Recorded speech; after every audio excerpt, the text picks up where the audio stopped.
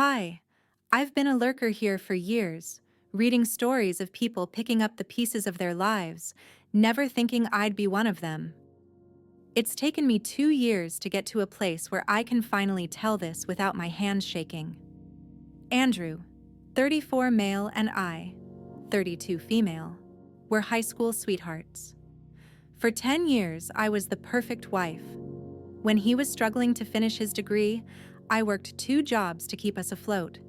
When he finally landed a high-paying corporate role, I was the one who curated his wardrobe, hosted his boss for dinners, and managed every mundane detail of our lives so he could focus on his career.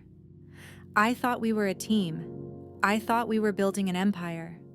I ignored the red flags for months, the emergency meetings that always seemed to happen on Friday nights. The way he started locking his phone and taking it into the bathroom.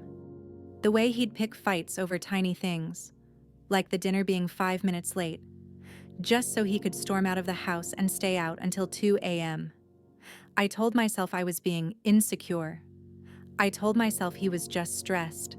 Everything shattered on a random Tuesday. He had just come home from a business lunch and went straight to the shower.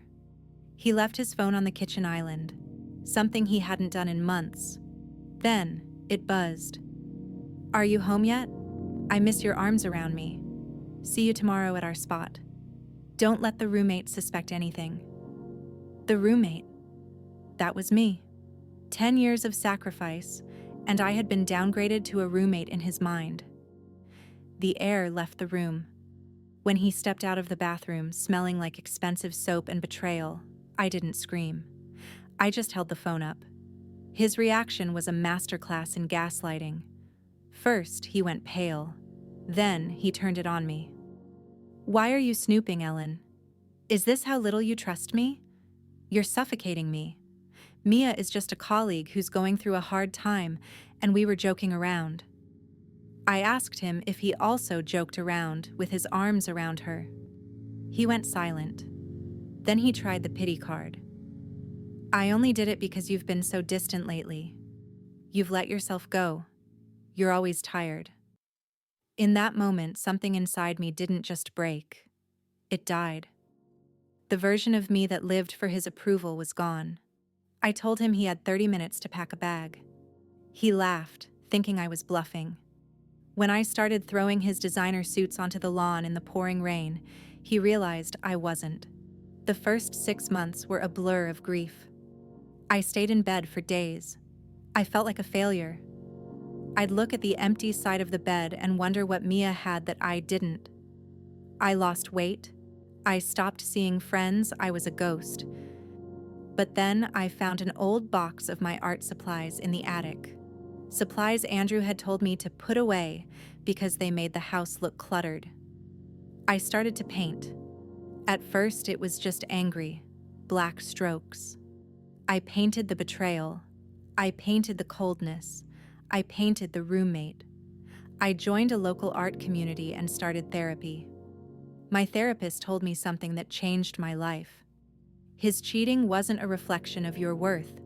It was a reflection of his lack of integrity. I began to rediscover who Ellen was without Andrew. I liked sushi. He hated it. I liked the windows open at night. He liked them shut. I liked being a painter.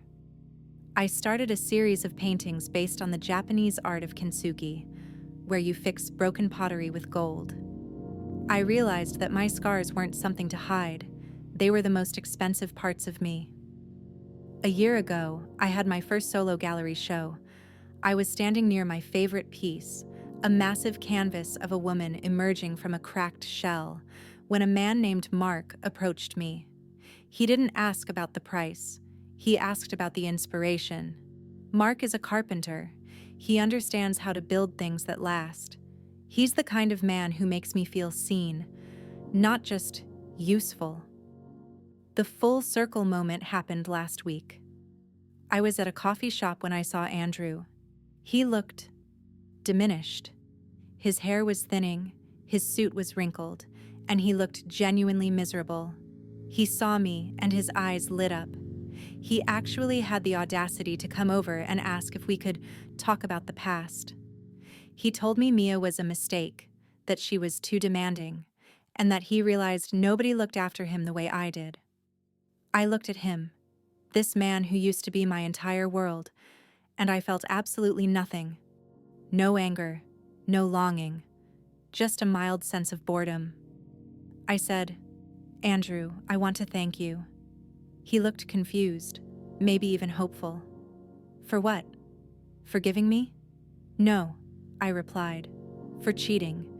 If you hadn't betrayed me, I'd still be in that house, shrinking myself to fit into your world. I'd still be the roommate who cooks your dinners and ignores your lies. You broke me, and in doing so, you let the light in. I'm an artist now. I'm loved. And most importantly, I'm free." He tried to grab my hand, but I stepped back. Mark pulled up in his truck outside, honked, and waved. I smiled at Andrew one last time and walked out.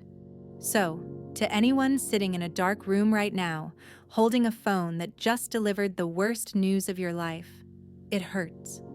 It feels like the end. But I promise you, it's just the beginning of the person you were always meant to be.